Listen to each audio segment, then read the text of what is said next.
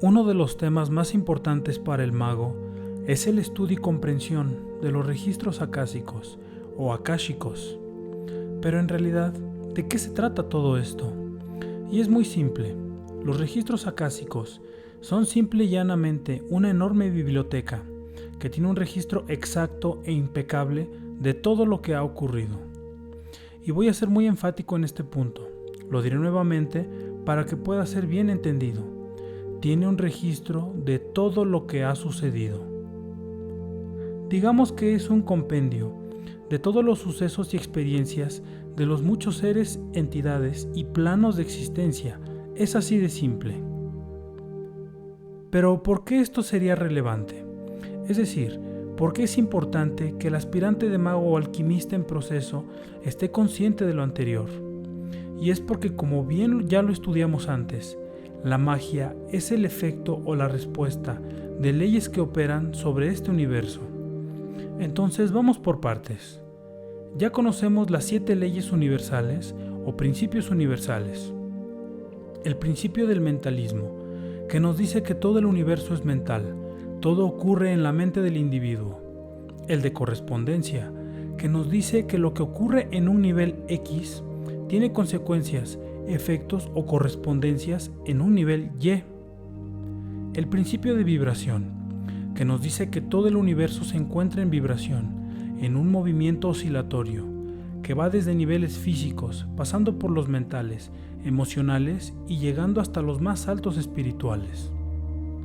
El principio de polaridad, que nos dice que todo tiene 2 polos o 2 extremos, y que el movimiento oscilatorio tiene que ir de un extremo a otro, de ida y de vuelta.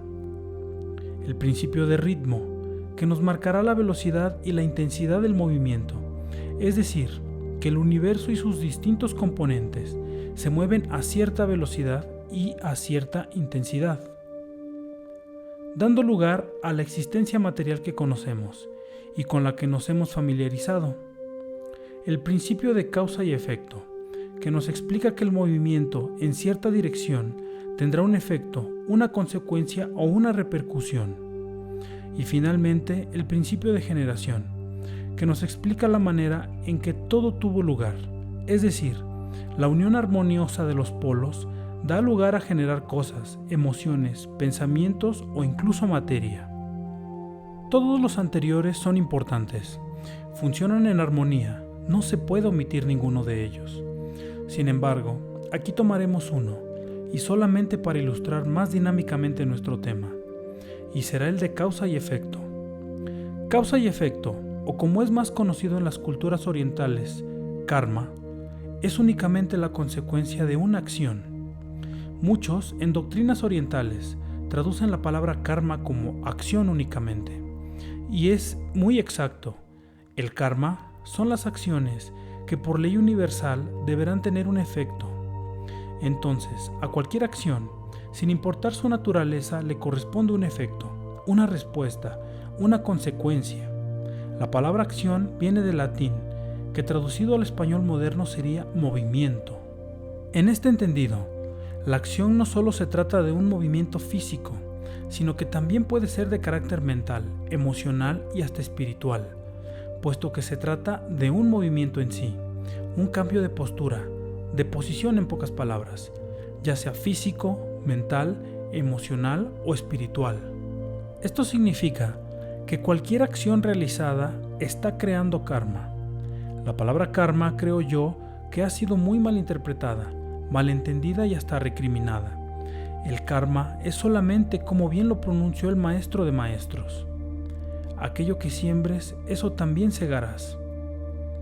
Por principio de causa y efecto, tendrás que ser responsable de la acción o el movimiento. Es decir, plantas una semilla en la tierra. Esta acción o movimiento tendrá un efecto o consecuencia, y por principio de correspondencia, el efecto o consecuencia tendrá que ser correspondiente a la acción o movimiento realizado. En palabras muy simples, si plantas zanahorias, ¿qué cosecharás? Pues obviamente serán zanahorias.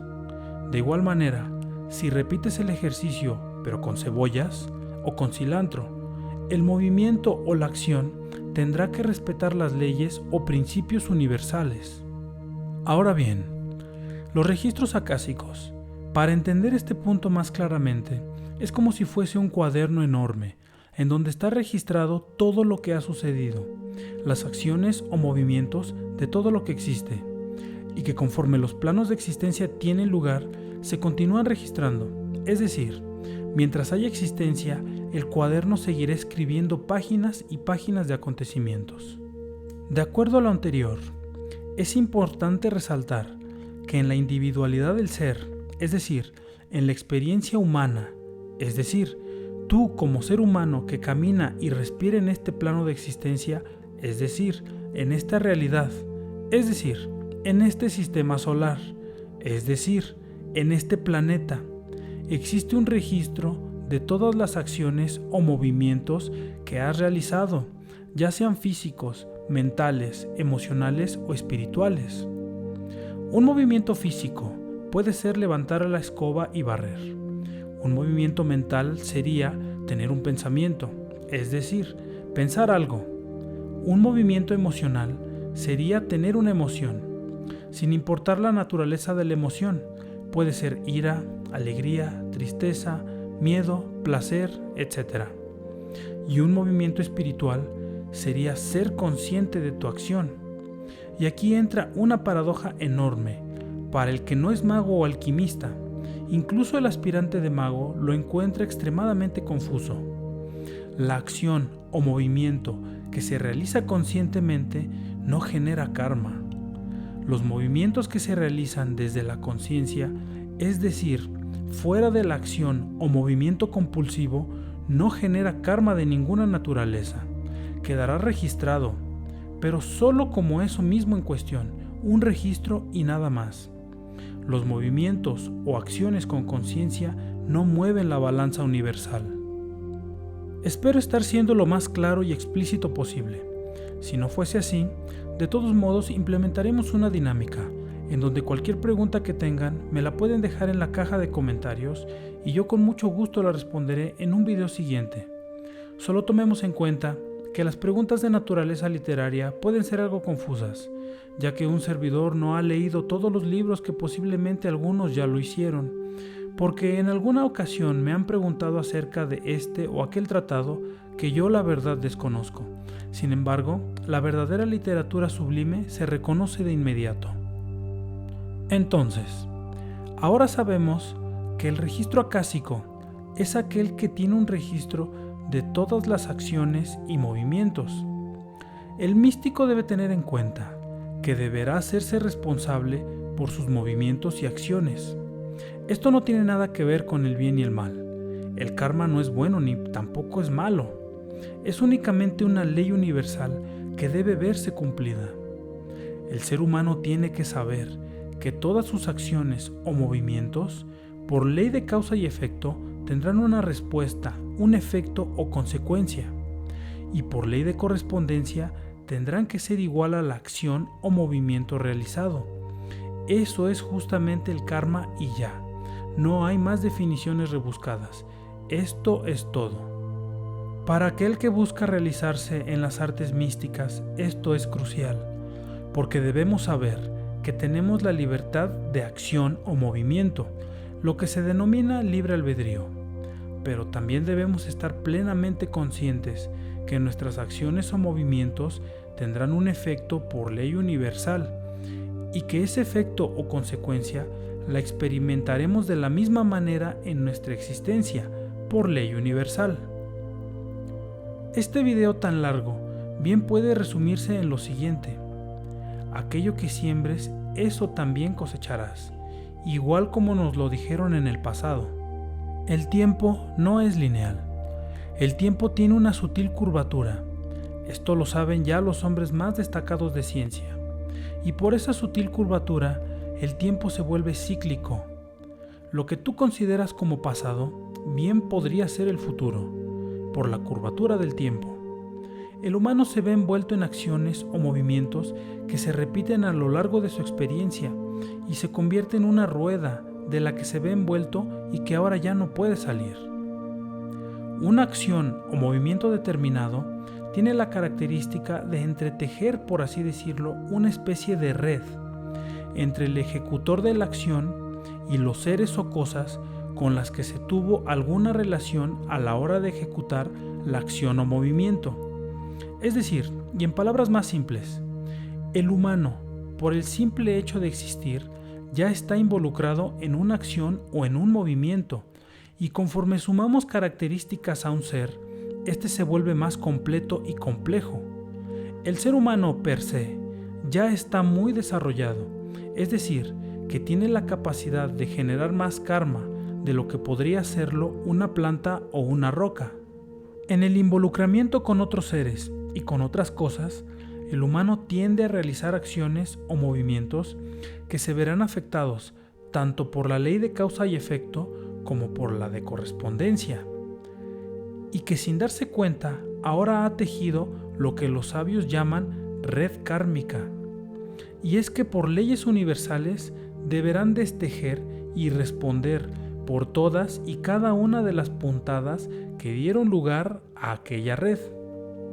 Esto es importante comprender, debido a que no hay magia sin principios universales, y en el entendimiento de realizar actos mágicos y alquímicos sin tener en cuenta lo anterior, únicamente se estará preparando el caldo de cultivo perfecto para el desastre y la perdición del practicante, y que tanto los alumnos que aprenden como los maestros que imparten estos cursos, saltándose esta lección, todos por igual tendrán el mismo destino fútil del que ya nos advirtieron antes, de aquellos que practican las artes místicas sin tener el conocimiento completo de las mismas, respetando las directrices universales, respetando al prójimo y respetando la vida. Esta lección es clave para comprender la próxima, la cual será la ley del espejo, cuyo estudio puede requerir varias vidas, pero todo depende del estudiante. En el video La Pasión de Cristo, alguien pregunta, ¿por qué doy traducción a Elohim como Dios, o sea, como uno, si se supone que se trata de un plural? La creencia que la palabra Dios es un singular se ha extendido mucho. La palabra Dios puede abarcar muchas cosas en el sentido en el que es usado hoy en día, y algunos incluso pronuncian que Dios es todos. Y aquí ya se rompería la creencia de que Dios se trata de un singular. Sin embargo, es verdad, la palabra Elohim significa un Dios hecho de muchos. Elohim es lo que para el cabalista conoce como el primero de los 7 ojos de Dios, pero el místico, el mago o el alquimista sabe bien que cuando el sabio plasmó su sabiduría usando esa palabra, se refería a que Dios en cuestión está hecho de muchos, pero solo para ilustrar un punto, porque el místico, el mago y el alquimista saben bien que no hay muchos ni otros, solo existe yo soy. En esta realidad cúbica tridimensional, en donde existen aparentes otros, el maestro selecciona sus palabras con mucho cuidado para que el mensaje sea lo más claro posible, incluso cuando para las mentes menos entrenadas esto sea motivo de confusión. Sin embargo, es solo para expresar una idea. Elohim fue el término usado para dar comprensión de que el todo se encuentra en cada ser y en cada cosa.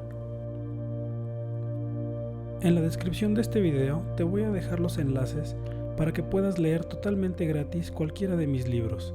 También te dejaré los enlaces en caso de que gustes adquirirlos en Amazon.